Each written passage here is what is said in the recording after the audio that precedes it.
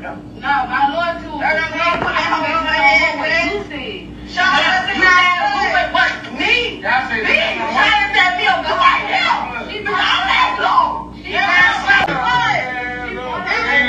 Shut up, what's in our blood, bitch? Shut up, what's in our blood? Shut up, what's in our blood? I'm already knowing. I'm now Ludo. I'm now Ludo. Why she want her to shoot? I'm not wrong. You ain't talking. You ain't saying that shit. Why? I'm gonna smack your ass. You ain't talking. This shit pissing me off.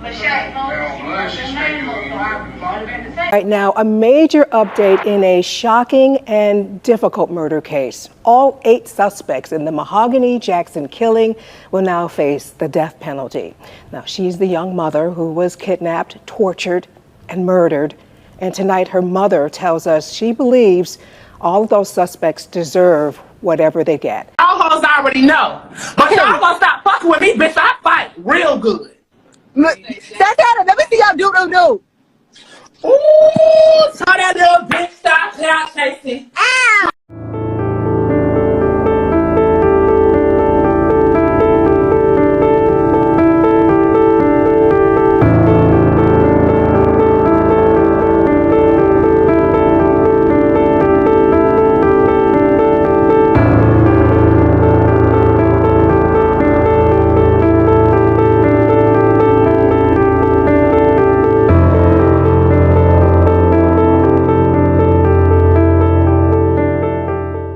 The clock ticks past midnight in Birmingham, Alabama, a city humming with life but cloaked in shadows.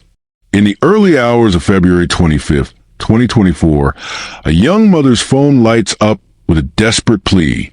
Her fingers tremble as she types. Send the police. Held hostage. Don't call. The message reaches her family, but by the time help arrives, it's too late. Mahogany Jackson, just 20 years old, is gone. Her life stolen in a horrifying act of betrayal that would shock a nation. What drove a group of 8 people she knew, to commit such a heinous crime? Why did they record their cruelty, broadcast into the world? And how did a single text message become the key to unraveling one of Birmingham's most gruesome murders? Welcome to Dark Truth Files, where we dive deep into the cases that haunt us, piecing together the truth behind the tragedy. Before we begin, I'd love to know where you're watching from. Drop your location in the comments below, and let's start a conversation about this case. What do you think could push someone to betray a friend in the worst way imaginable? Stick with me as we uncover the chilling story of Mahogany Jackson. A story of loyalty shattered, a mother's fight for justice, and a crime so brutal it defies comprehension.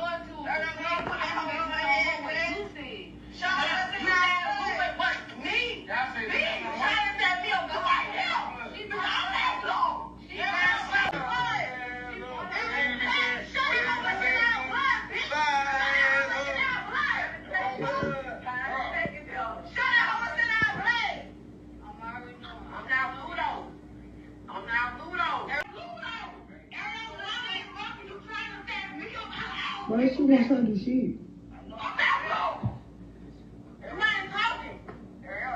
You ain't saying that shit. Why? I'm gonna smack your ass. You ain't talking. This shit pissing me off. She not gonna hit her on the bus. My name on your friend. You bought it back to say,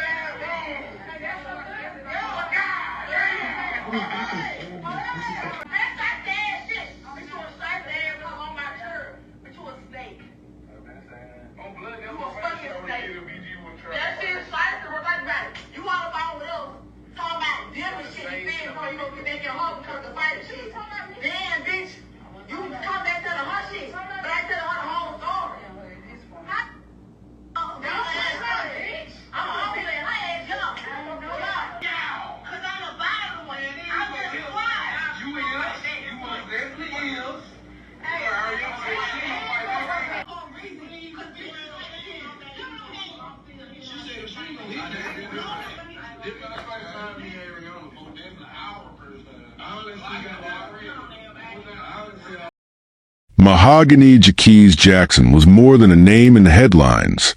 She was a daughter, a sister, a friend, and above all, a devoted mother to her 4-year-old daughter, Nadia. Born in April 2003 in Jasper, Alabama, Mahogany grew up as the second youngest of 9 siblings in a tight-knit family. Her mother, Gail Maddox, remembers her as a vibrant soul, always ready with a smile that could light up a room. She had a heart of gold, Gail told reporters, her voice breaking with grief. As a child, Mahogany was known for her kindness, once sneaking food from her own home to share with a neighbor who had little to eat. That compassion defined her, even as life threw challenges her way. Growing up in Jasper, a small town about 40 miles northwest of Birmingham, Mahogany faced the struggles of many young people in a community marked by economic hardship. The median household income in Jasper was just under $45,000 in 2023, and opportunities were scarce for a teenager dreaming of a better future. Yet Mahogany was determined to carve her own path. She was a dreamer, someone who saw beauty in the world despite its roughness. Her love for styling hair became her passion, a creative outlet she hoped to turn into a career. She was always doing Nadia's hair, Gail recalled, braiding it, putting in little beads, making her feel like a princess. Mahogany had plans to enroll in cosmetology school, a step toward stability for herself and her daughter. Becoming a mother at 16 wasn't easy. Mahogany faced judgment and financial strain, but Nadia became her anchor. She was trying so hard to get her life in order. Gail shared in an interview with a national outlet. Mahogany's days revolved around her daughter, taking her to park, reading bedtime stories, and dreaming of a future where Nadia could have everything Mahogany hadn't. In December 2023, just 2 months before her death, Mahogany texted her mother, "I'm 20, and I'm ready to get my life together." She was pulling away from old friends, seeking out her cousins for support, and looking for a steady job to provide for Nadia. Her determination was palpable, a spark of hope in a life full of potential. Mahogany's world was Birmingham's Powderly neighborhood, a close-knit but struggling area where everyone knew each other. The Serenity Apartments, where she spent her final hours, were a hub of community life. Kids playing in the courtyards, families gathering for barbecues. But beneath the surface, tension simmered. Birmingham's crime rate in 2024 was among the highest in the nation, with 135 homicides reported by year's end, and Powderly was no stranger to violence. Mahogany navigated this world carefully, but her trust in those around her would prove to be her undoing. Her family described her as colorful, someone who brought joy even on the darkest days. She loved music, often dancing to hip-hop beats in her living room, and had a knack for making people laugh. But Mahogany also carried the weight of her environment. Online discussions later revealed she'd been caught up in petty disputes, including one over a stolen gun, that escalated far beyond reason. Yet to those who knew her best, she was a young woman fighting to rise above her circumstances, a mother who wanted nothing more than to give her daughter a better life. In the months leading up to February 2024, Mahogany was distancing herself from a group of acquaintances who would later become her killers. She was trying to break free, to focus on her daughter and her dreams. But in a community where loyalties are tested and grudges fester, her efforts to move forward would pull her into a deadly web. How could a group of people she called friends turn on her so viciously? What choices led her to that apartment on that fateful night? As we move into the day of the crime, prepare yourself for a story that will leave you questioning the boundaries of trust and the depths of human cruelty. The sun sets over Birmingham on February 24th, 2024, casting a golden glow over the Serenity Apartments in Powderly. The air is crisp, the kind of late winter evening where the chill bites at your fingertips. Mahogany Jackson, dressed in a hoodie and jeans, is seen leaving her home, her phone tucked in her pocket. She's 20 years old, her hair neatly braided, her mind likely on her daughter, Nadia, who's staying with a relative. Mahogany has plans to meet up with friends, a group she's known for years but has been trying to distance herself from. What she doesn't know is that this night will spiral into a nightmare that will end her life. Around 10 p.m., Mahogany arrives in an apartment complex on 18th Street Southwest, a place familiar to her. The Serenity Apartments are a cluster of low-rise buildings, their brick facades weathered by time. Music pulses from open windows, and the smell of grilled food lingers from a nearby barbecue. Investigators later pieced together that Mahogany was invited to the apartment of Brandon Pope, one of the 8 individuals who would later be charged in her murder. The group? Giovanni Clapp, Taja Lewis, Ariana Lachey Robinson, Francis Harris, Jeremiah McDowell, Sinai McCall, and Blair Green is gathered there, their voices loud with laughter and conversation. But beneath the surface, tension brews. According to court testimony, the night's events are rooted in a petty conflict. Mahogany had allegedly taken a gun from one of the group members, possibly as part of a prior altercation. That gun was stolen back, and the group now saw Mahogany as a target for retaliation. What began as a disagreement over property escalated into something far darker. By midnight, the mood in the apartment shifts. Laughter turns to accusations. Mahogany, sensing danger, tries to defuse the situation. The first signs of violence emerge. Witnesses later described a scene of chaos. Mahogany is cornered, her phone still in her hand. The group, fueled by anger and mob mentality, begins their assault. They strip her of her dignity, forcing her to undress as they mock and taunt her. Someone pulls out a phone to record, capturing every moment of her torment. The footage, later described by police as heinous and disgusting, shows Mahogany being slapped, kicked, and spit on. One suspect, identified in court as Taja Lewis, strikes her repeatedly with a baseball found on the ground. Guns are brandished, pointed at her head, as the group demands she unlock her phone. At 4 a.m., Mahogany seizes a fleeting moment. With her captors distracted, she types a frantic message to her mother, Gail. Send the police. Held hostage. Don't call. She includes the address, Taja Lewis's apartment, and sends similar messages to her sister and cousin, sharing her location. It's a desperate cry for help, a lifeline thrown into the darkness. But the group discovers her actions. According to investigators, one suspect, later identified as Francis Harris, forces Mahogany to reveal her phone's passcode, threatening her life. They scroll through her messages, see the text, and realize she's reached out for help. Panic sets in, but instead of relenting, their cruelty intensifies. By 5 a.m., Mahogany is no longer in the apartment. The group moves her to another location, possibly to evade police who are now en route after Gail alerts authorities. The exact timeline blurs here, as investigators have withheld specific details to protect the case. What is known is that Mahogany is subjected to further torture, including sexual assault, as the group's rage spirals out of control. The videos, later recovered by police, show her handcuffed, beaten, and forced to endure unimaginable horrors. The apartments, once a place of community, become a stage for betrayal. Around 2 a.m. on February 26, a citizen driving along 17th Street Southwest and Laurel Avenue spots something on the side of the road. It's a body motionless in the dirt. They call 911 and Birmingham Fire and Rescue arrive to find Mahogany Jackson, unresponsive, with a gunshot wound to the back of her head. She's pronounced dead at the scene, her body discarded like trash in an illegal dump site. The city wakes to the news of her death, and the community's heart breaks as the details of her final hours emerge. As dawn breaks, police swarm the Serenity Apartments, interviewing residents and collecting evidence.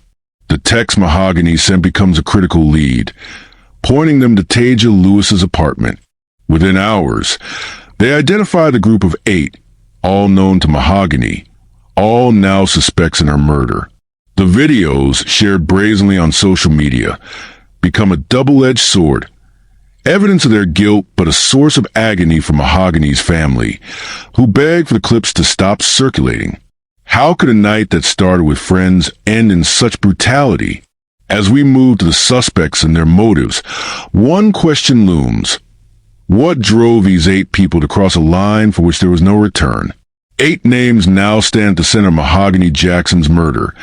Giovanni Clapp, Taja Lewis, Ariana Lachey Robinson, Brandon Pope, Frances Harris, Jeremiah McDowell, Sinai McCall, and Blair Green, all in their early 20s, all from Birmingham, and all acquaintances of Mahogany.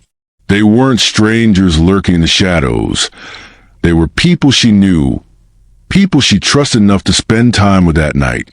But who were they, and what drove them to commit such a horrific act? Giovanni Clapp, 23, and Taja Lewis, 25, were among the women in the group, described by investigators as key instigators. Court testimony revealed they participated in the physical assault, with Lewis specifically accused of striking Mahogany with a baseball.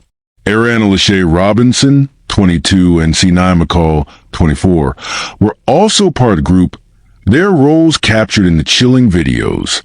The men, Brandon Pope, 25, Frances Harris, 25, Jeremiah McDowell, 24, and Blair Green, 25, rounded out the 8, with Harris identified as the likely shooter. These were young people embedded in Birmingham's social fabric, some with prior run-ins with the law, others known for their ties to local street culture. The motive, as pieced together from court documents and witness statements, was deceptively simple: a stolen gun. Mahogany had allegedly taken a firearm from one of the group members, possibly as part of a dispute rooted in Birmingham's underground scene. Online discussions later pointed to a clubhouse beef, a term used to describe feuds that escalate through social media or group chats. One theory suggests Mahogany retaliated against a previous attack by jumping one of the women, possibly Lewis or Clapp, at a gas station. This act of defiance sealed her fate, turning a petty grievance into a deadly vendetta. Investigators noted that the group's actions were driven by a toxic mix of mob mentality and personal grudges. Birmingham's Powderly neighborhood, where the crime took place, is no stranger to such dynamics. In 2024, the city grappled with a homicide rate 50% higher than the national average, often fueled by disputes over status, loyalty, or small slights. The stolen gun wasn't just about property. It was about respect, power, and control in a community where these intangibles carry weight. When police began their investigation, the suspect's stories unraveled quickly. The videos, recorded on their own phones, were damning. Screenshots shown in court depicted Mahogany's torment. Her hands bound, her face bruised, guns pointed at her as the group laughed. Yet some suspects claimed they were merely bystanders, caught up in the moment. Taja Lewis's attorney argued she acted under duress, while others pointed fingers, claiming Harris was a mastermind. Frances Harris, charged with capital murder during rape/sodomy, admitted to being present but denied pulling the trigger until forensic evidence tied a recovered projectile to a gun linked to him. The group's decision to record their actions baffled investigators. Was it arrogance? A desire for infamy? Online discussion speculated they intended to use the videos to intimidate others, a grim trophy of their dominance. But the footage became their downfall, providing police with a clear timeline and undeniable proof of their involvement. 3 guns were recovered, though it remains unclear which was the murder weapon. Forensic analysis of the videos in Mahogany's phone further corroborated the timeline, showing her desperate attempts to reach out for help. What pushes a group of young people to turn on one of their own? Psychologists point to group dynamics, where individual morality is subsumed by collective rage.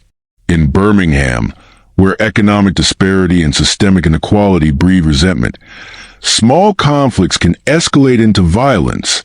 The suspects, all in their 20s, were products of this environment, their lives shaped by the same struggles Mahogany faced.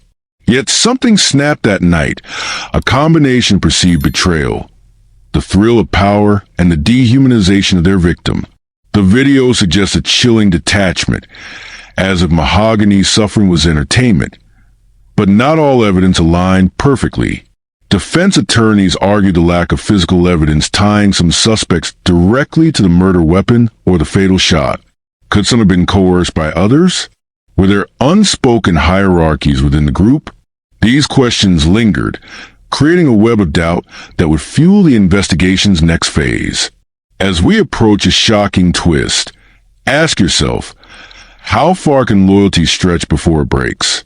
The investigation into Mahogany Jackson's murder took a dramatic turn when police recovered the cell phone videos.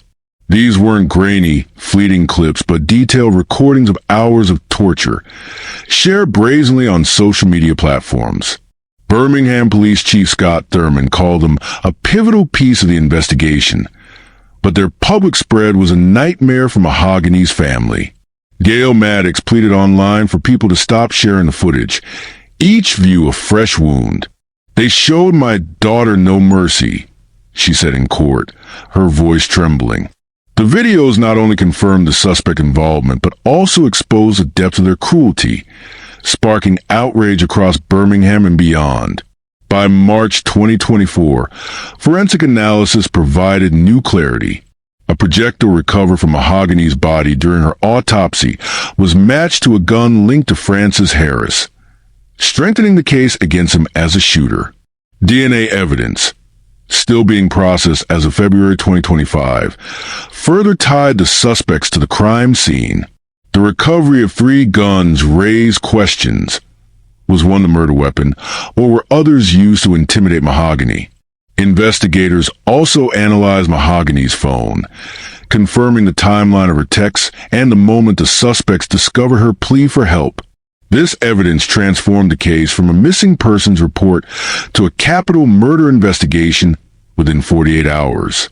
The case gripped Birmingham, a city no stranger to violence but shaken by the brutality of Mahogany's death. News outlets reported on the deplorable nature of the crime, while online discussions exploded with theories. Some speculated about a broader conspiracy, pointing to the murder gang mafia, mentioned in social media posts, a possible reference to a local clique. Others focused on the videos. The public's role was undeniable.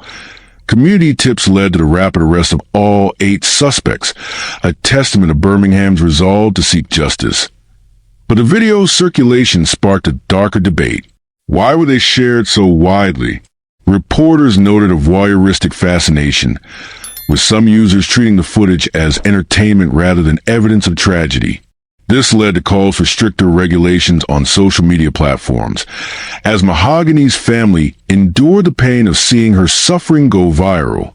The case also highlighted Birmingham's ongoing struggle with violent crime, with activists pointing to systemic issues like poverty and lack of opportunity as root causes. In September 2024, a grand jury delivered a bombshell. All 8 suspects would face capital murder charges, upgrading the felony murder counts for Clapp, Lewis, Robinson, McCall, and Green. This unified the case, signaling the prosecution's intent to treat the group as equally culpable. In December, prosecutors announced they would seek the death penalty, citing the crime's especially heinous, atrocious, or cruel nature. The decision sent shockwaves through the community, with some supporting the harsh penalty and others questioning whether all 8 deserved equal punishment. Could new evidence shift the narrative again? As the case heads to trial, one thing is certain: the truth is far from fully revealed. As of July 2025, the Mahogany Jackson case remains a raw wound in Birmingham. All 8 suspects, Giovanni Clapp, Taja Lewis, Ariana Lachey Robinson, Brandon Pope, Francis Harris, Jeremiah McDowell, Sinai McCall, and Blair Green, are in custody, charged with capital murder.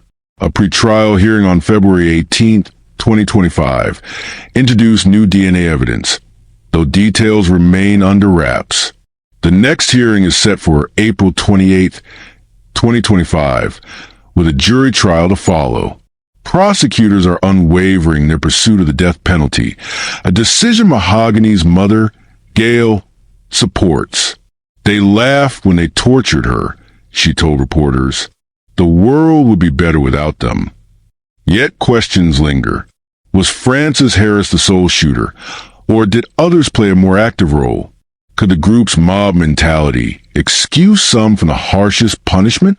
Defense attorneys argue that forensic evidence is incomplete, and the videos, while damning, don't tell the full story. The case's complexity, 8 suspects, multiple locations, and a web of motives, ensures a contentious trial ahead. The case has forced Birmingham to confront its demons. The city's high crime rate, rooted in systemic issues like poverty and inequality, provides context to the violence that claimed Mahogany's life. Community leaders have called for more resources for youth, hoping to prevent future tragedies. The Vigil held for Mahogany on February 29, 2024, at Serenity Apartments, where pink balloons floated into the sky. In the house of the Lord, forever. Amen. Now, we all have our precious moments and memories of Mahogany. Stop for a moment as we have these candles. This is still her. She's still with us. Though she has been taken from our hand, but never our heart. Never our heart. Mahogany, we love you.